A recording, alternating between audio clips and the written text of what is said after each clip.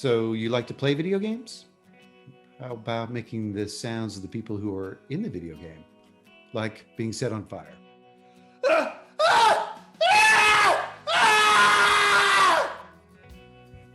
Stick around. Hi, I'm Kate Glasheen, and that gentleman is my guest today, Darcy Smith. You can learn more about him at darcysmithvoice.com, and if you enjoyed today's video, please like and subscribe below. Let's get started. Darcy is a professor in the acting department at the University of Cincinnati's College Conservatory of Music. He's a professional actor and member of ACTRA, Canada's Union for Film and Television, and as a dialect and voice coach, he's worked around North America, the UK, New Zealand, and Malaysia. I wanted to chat with Darcy today because though we're experts on a lot of the same material, he has developed a specialty in vocal combat. This is a hugely important part of voice work.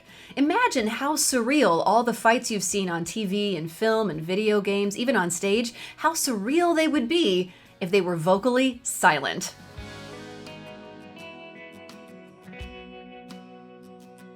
Hi, Darcy. Thanks so much for joining me today. It's really good to see you. It's a pleasure. Great to see you again. So, there's a lot of things under our voice and speech umbrella, and I just would love for you to explain what is vocal combat technique and how did you come to specialize in it? Sure. Well, vocal combat technique is a technique that I've devised over the last just over 10 years to train actors how to go to vocal extremes in the healthiest way possible. In the last 4 years, I've really focused on video games, voice for video games, because it really is, well, it's intense. It's really extreme for the voice. And there's been a lot of press about how actors have been burning their voice out. There's a huge SAG strike about this. And there's going to continue to be negotiations about it as we move forward because the video game industry is growing. It's getting bigger and bigger and bigger, and more actors want to be a part of it. And there isn't necessarily training for actors to go to those extremes. It all started really when I was first a voice coach and I was just starting out, and I had some great voice teachers, a number of them from Fitzmaurice teachers to Linklater teachers, Lessig teachers as well, and Rocco De Vera, who we share in common. He's a fantastic, brilliant master voice teacher. And this one situation happened where I was coaching West Side Story, and one of the actors that I had trained and worked with, it was opening night. I'm sitting up in this 1,200 seat theater. I'm way up in the corner.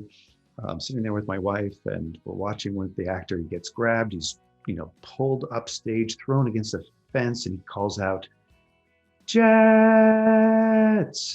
And this, supported, big, wonderful sound that came out, and I could hear him very clearly from the back row. And I was kind of chuffed. I was like, yes, I did that. I coached him.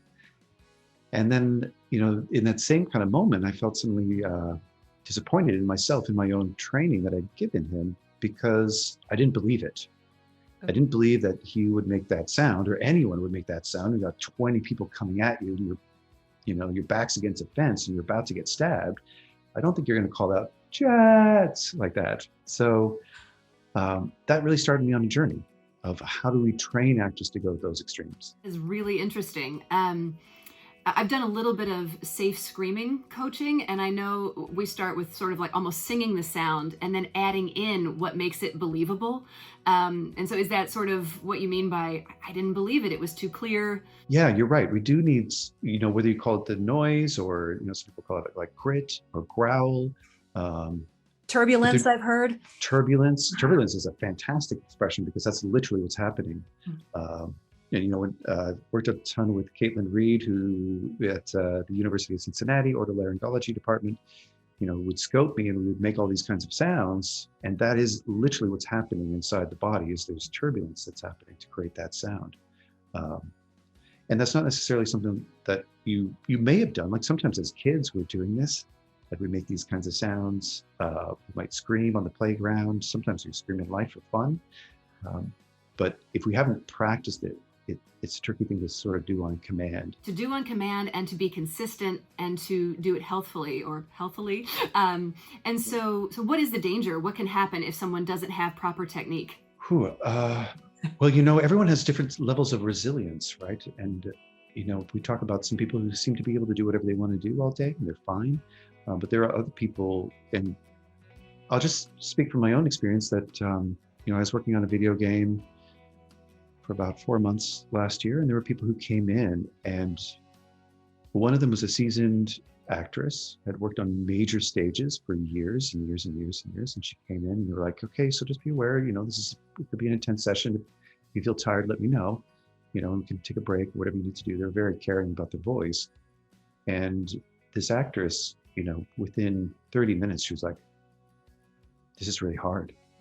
At the beginning, she was like, I've been acting for years. I've been on stage. I know how to project, but the quality of the sound needs to be so aggressive to be believable. And that is why video games has become, it is sort of a level up in terms of vocal extremes, because it has to sound like you're actually being shot, or that you are being set on fire, or that you've been stabbed in the throat. And if you don't know how to make those sounds, or you've never even thought about what those sounds sound like, lots of actors, they're in this situation, they'll just kind of have at it, and they'll tear up their throats in the sort of attempt to please. Yeah, and they're required to do it over and over again. It works really fast, like much faster than any other industry you can imagine, because you're recording something like 100 lines in an hour. So it's really fast. It's like you're doing 3 takes, like scream 3 times, scream, right? Okay, now can you do it like a little bit longer, do a 6-second scream rather than a 3-second scream, and go. Yeah. Mentioned several different vocal sounds that you might need for something like a violent video game. Is it possible for you to demonstrate and kind of speak to a couple of different ones for us? Yeah, sure. So, things like getting shot, even being shot, there's different sounds within that. Ultimately my plan is to build a sort of playbook for actors so they even know what the target sounds like.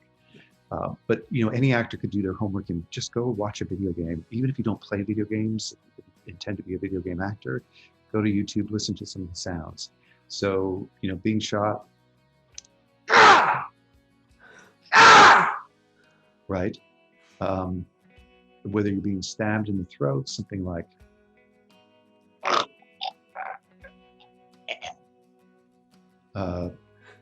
electrocuted.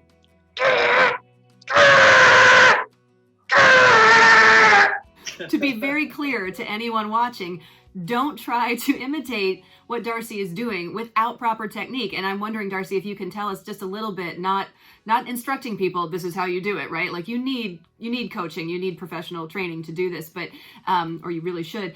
But what kinds of things are you aware of as you do those sounds you just did, so that they are done safely? Well, the most important thing is even the preparation before that. Mm-hmm.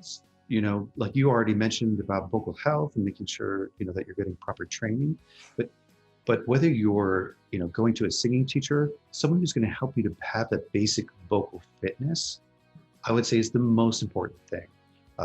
The sort of metaphor that I use all the time with actors that I train is like, if you've got nothing in your gas tank, when you go into that session, you're going to burn out so fast, right? So you want to kind of have as much in your vocal fitness tank as you can, because even with proper technique, it's taxing. If you're going to do 100 lines of anything, in an hour, you're going to get tired, right? Even if it's just basic, like calling jets over and over again, you're going to get tired. Yeah. So first off is just basic vocal fitness and vocal health, and making sure that you're in a good place, that you're not smoking, that you're staying hydrated, that you're doing your vocal warm-ups every day, that you're in a good place and avoiding things like reflux, etc. So that's probably the most important thing. And then after that is a little bit of what I call vocal mechanics. What is happening with your tongue, what's happening with your soft palate, your jaw, and even your larynx, where your larynx is sort of pitched. There's some pitches or some sounds that, I'm like, that's a high pitch. You can only do it on a high sort of pitch or range. Other sounds, I'm like, that's a low growl. It has to be low. If you try to mix those two things together, it's going to hurt. And so actually that leads to another question that I had, which was, if you are an actor and you're going in for a session, either a video game session or a 3-hour rehearsal for a stage production or film, where you are going to do a lot of vocal combat sounds, Is there any way of it? Is there anything in particular you should do for your warm up? Do you warm up as much? Is it a gentle warm up? Is there any adjustment that you make? Gosh, that's a great question, honestly, because I treat it like a vocal, like a stage fight. The same for a vocal combat. Like, if the only time you've screamed is the first time when you go into the studio, that's not a good thing, actually. And I know that can be hard for actors. Right? We're all at home. We're working from home. It's not necessarily safe. My neighbors know me, so they're fine with me screaming. They're used to it now. But you want to make sure you're in a safe place. But you want to warm your way up to that. So really making sure your range has been met. That you're really doing some good vocal eases. I do a lot of straw, semi-occluded voice therapy, doing straw technique, which is fantastic. You explain that a little bit for folks who don't know. The basic premise of it is that as you're voicing through the straw, some of the breath pressure is being sent back towards the folds, and that is really helping you to find vocal efficiency as you're working through with your voice. You can do this though without a straw. You can do it just with lip trills. So that's semi-included. So, even if you don't have a straw, just doing some of those will really help. Kind of stopped you. Was there anything else you wanted to add to? Just to make sure, which I think might seem backwards, is to make sure that your vocal warm-up includes screaming.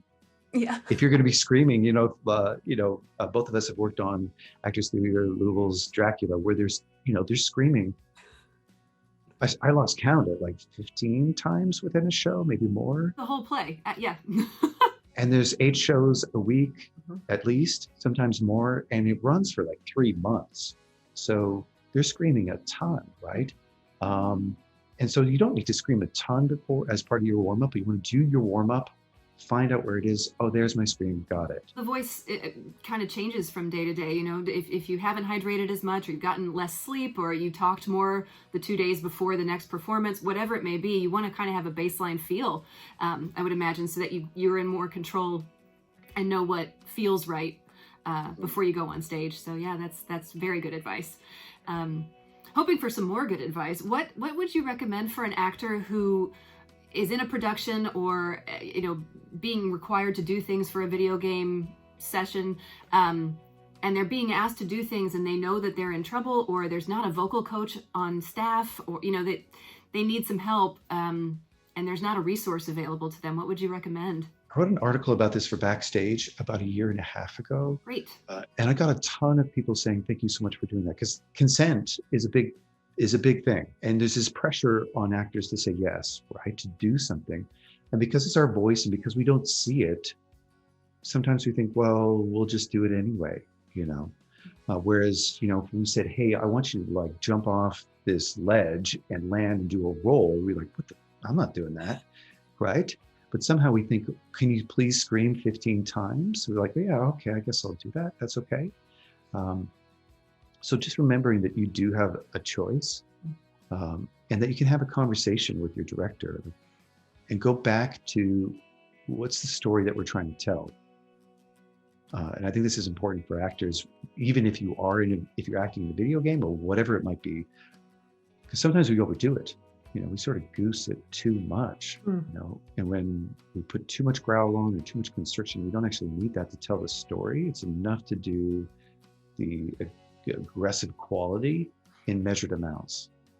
So have that conversation with your director, make it I can't do that, but could I do this instead? Yeah, it's always worth having the conversation. And you mentioned something else, measured amounts. Do you ever, when I've coached the safe screaming or the safer screaming, I have encouraged them the actor to score, so they know I've jumped over this gravestone, and now that I'm not in the air and I can have a nice long neck spine, now is where I'll scream. Do you ever work like that, or give them other things aside from actual vocal technique to think about? Yeah, absolutely. Because we do the voice training in sort of isolation, and then I bring it into situ. So when it was live and in person, I'd bring in a stage combat expert who would then, because it's sort of one thing to sit here and make the sound, or stand and make the sound. It's another thing to now I have to be hit and moving and then come back. It does have to match up with the breath and body and the movement that you're making. it's a huge part of believability as well, because you can make a sound that is like, wow, that sounds really gruesome, but your body's doing something else that makes me think that it's not believable. So I was also curious, what the most the strangest or maybe the most complex vocal sound you've ever been asked to design and coach. And I have visions of like cartoon elves fighting, you know, how many layers to this can there be? But anyway, I was curious if there was anything that leapt to mind. Well, this kind of goes back to your point about having conversations. I got an email from a past student who they were working on a project and the director wanted them to talk while being electrocuted. And I said, I actually don't know if that's physically possible. So, you know, you're being electrocuted, your tongue would be sort of seizing up. So Yeah. you wouldn't really be able to articulate many words. So rather than us spending 30 minutes trying to figure out how you would make that sound, maybe you should just go back to your director and say, can we be electrocuted, speak a moment, and it can be in recovery, and then be electrocuted again. Mm-hmm. And the sound is going to be much more like terrifying, right? Mm-hmm. Sometimes the moments of recovery can be as emotionally impactful as the sort of big sounds altogether. Mm-hmm. So that's probably the most like, whereas like, well, you want to do what? You want to try to talk while electrocuted? Because that's really hard. A lot of these sounds are just open vowels. We sometimes stick some consonants inside there, but you can imagine, you know, when you're walking downstairs, it's late at night, you stub your toe, you're not like, who put that there? Right? The first sound that comes out of you is going to be like, ah, right? You know, there's going to be some kind of vocalization as opposed to, you know, forming thoughts and words. So adding words is the hardest part. What we call in video games battle chatter or barks. Mm. Also the sheer volume of those lines, like again, you might do anywhere to 150 in a session to 200 of those in a session. So the sheer repetition of doing them over and over and over again can be really taxing. And I just love too what you have returned to a few times, and that's the storytelling. What story are we telling, and how do we use the voice in all the various ways that we can to do that? So is there anything else that you would like to add about vocal combat technique or your journey to developing it? Well, two things. One, you know, I learned a lot by doing it wrong. Like I would go into the studio and I would scream and I'm like, that hurt. That was not it. And then I'd go in and go, I got that didn't hurt. And why was that? And I think while that worked for me, it is a really slow process. And I also had the time to do that. I wasn't under the pressure where, you know, back then we didn't really have this huge push for actors to continue to make these kinds of sounds. Yeah. And that we're continuing to do research, right? We're continuing to discover things. We're like, oh, okay, like how can we allow the actor to reset faster and rest faster or recover faster? And as we continue to find that research and continue with that research, we'll keep updating the technique. Yeah. And that it's not for everyone, and that's okay. You know, that some actors are like, it's not for me, I'm not going to do that kind of work, and that it's all right, you know, because there's sort of like, there can be this kind of like, I don't know, I'm going to say machismo, like we are strong enough, we can do this, I can do anything with my voice, I'm an actor, but you don't have to. I think that's a great message for actors to end on here. So, but we will link your backstage article in the description, as well as I noticed you have some lovely YouTube videos as well for filling a space healthfully and clarity and of projection and all of that. So we'll make sure that the viewers are aware of that, your own channel. And then you also do vocal combat technique workshops, correct? Is there a way that folks can look out for those as they come up? Yeah, absolutely. You can reach me at www.vocalcombat.com, and you'll find out about more upcoming workshops, a little bit more about what vocal combat technique is like and what you might experience. All right. Well, thank you so much, Darcy. This was really, really fascinating. And like I said, such an important part of voice work. We need more people need to understand the importance of it for vocal health and longevity of career, all of those things. So thank you so much for sharing your expertise. Thanks, Kate.